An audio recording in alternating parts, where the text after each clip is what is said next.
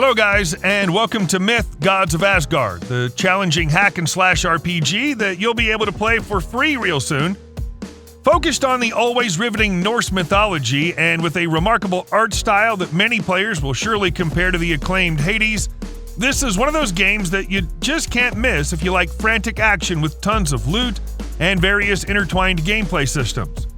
You can check the links in the video description for the download links and all the good stuff, as I take you through the most important aspects of the game.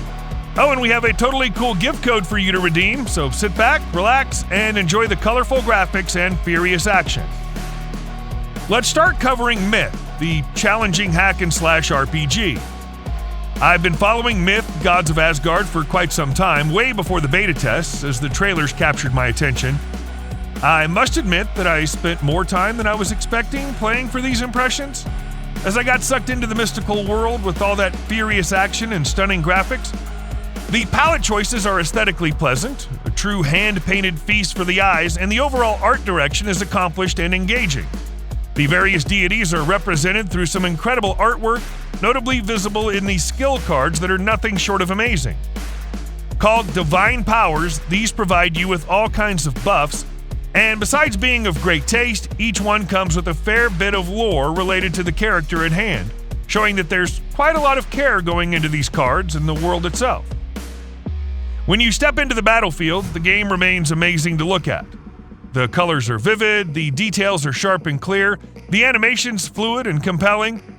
The comparisons to Hades aren't a mere bullet point, they're credible, and in my opinion, Myth Gods of Asgard even comes out as the winner in terms of colors choices.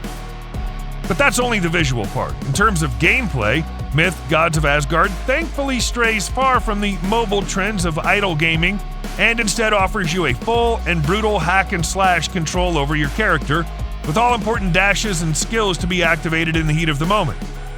It's extremely fast, fluid, fun to watch, but also to play, and it's even better because there are various classes to unlock during the campaign and switch to any time. However, some stages will ask you to play with a specific hero due to valid story constraints. Starting with the agile Brynhild, the Valkyrie with a pointy spear. Your first campaign unlock will be Siegfried, a hero wielding a massive sword and damage focused. Then the mighty god of thunder, Thor, comes into play with a great balance between damage and survivability. Hunter Uller is the fourth hero, with his bow allowing for ranged combat that may increase his odds at keeping far from enemies, but this is one of the toughest characters to control. Finally, we have Freya, the god of magic, with her ranged magic attacks to go with her stunning looks. There's no denying that. With Thor and Loki battling, the Ragnarok and the like, you may even find some hints of Marvel's Avengers epicness in this game. Character power and inventory is shared between all heroes, so you won't have to worry about leveling up each one independently.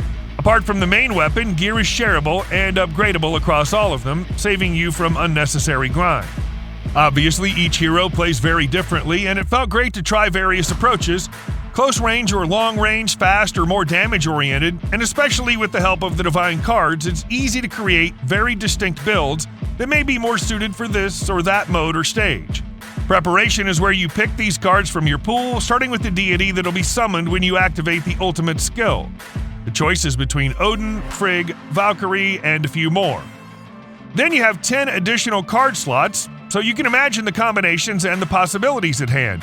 Even more considering that going for a specific divinity will boost your damage across various tiers. The effects of card affinity are clearly visible. As soon as I started focusing on two types of deities, Sif and Frigg in my case, I could finally boost my damage stats and pass the level that had me stomped for a while. The gameplay remains fast and furious throughout all classes, but the variations in mobility and range jump at you, and it's easy to see how different players will have diverse favorites. Experiment with the heroes and the builds to find your comfortable spot, and you may achieve success in ways that you weren't expecting.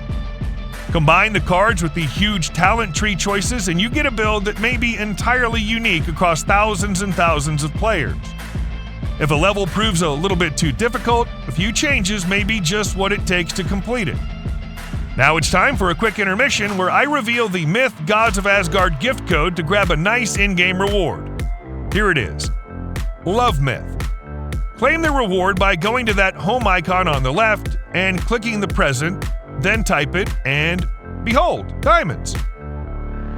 Let me get this one out of the way right now. See that auto button right there in the corner? You can safely ignore it if you want to progress through the campaign and other challenges.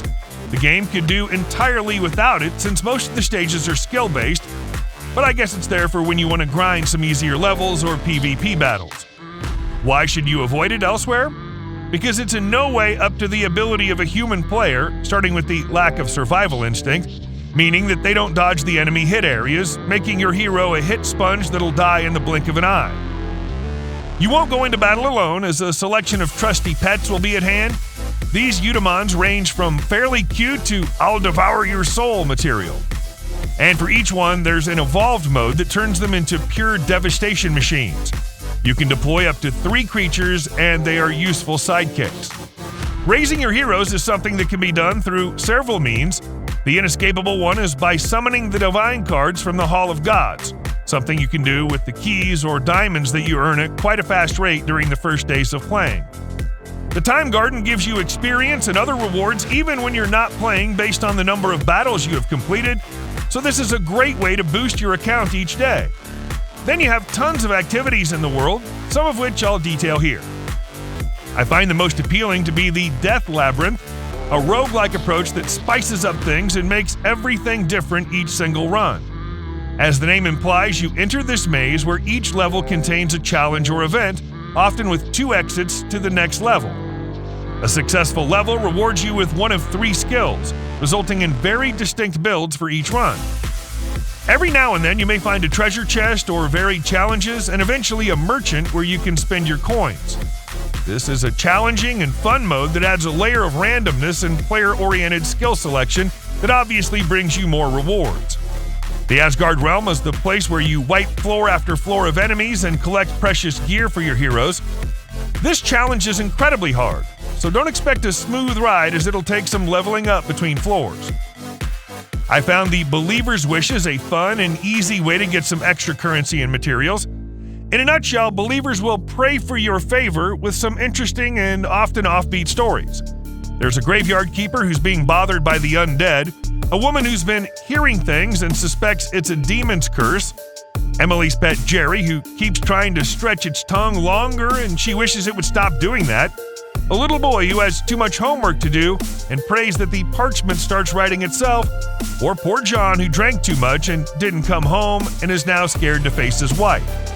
Seems legit. And above all, these little tales can be quite fun to read.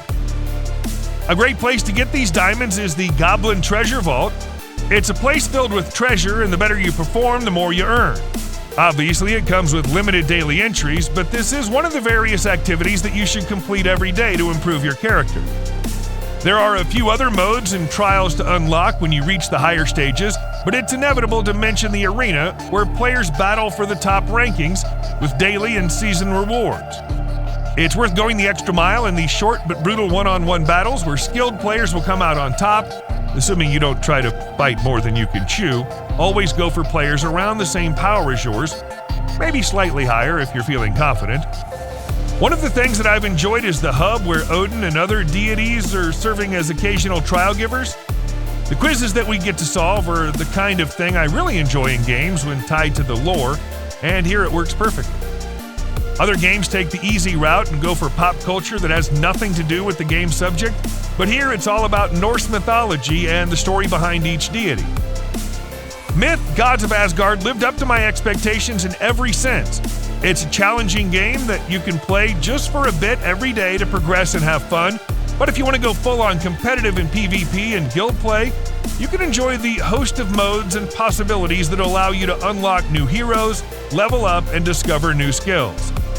The action is lightning fast, and despite all the flashy visual effects, it's pretty much skill-based, with the auto function being ineffective for the most important modes.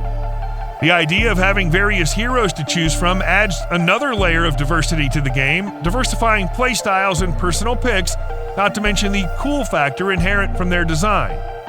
Power sharing spares you from unnecessary individual grind, and having to control specific heroes in some stages is the kind of encouragement that we need to learn the intricacies of each one and discover who ends up being the personal favorite. Finally, the builds we can create using the cards and talent tree are remarkably deep and prone to countless strategies. Fans of action RPG should dive into Myth Gods of Asgard with no hesitation. The action is fun, graphics are stunning, and it's a nice challenge. Check the links in the video description, keep an eye out for release day, and gear up for this great romp featuring some impressive deities.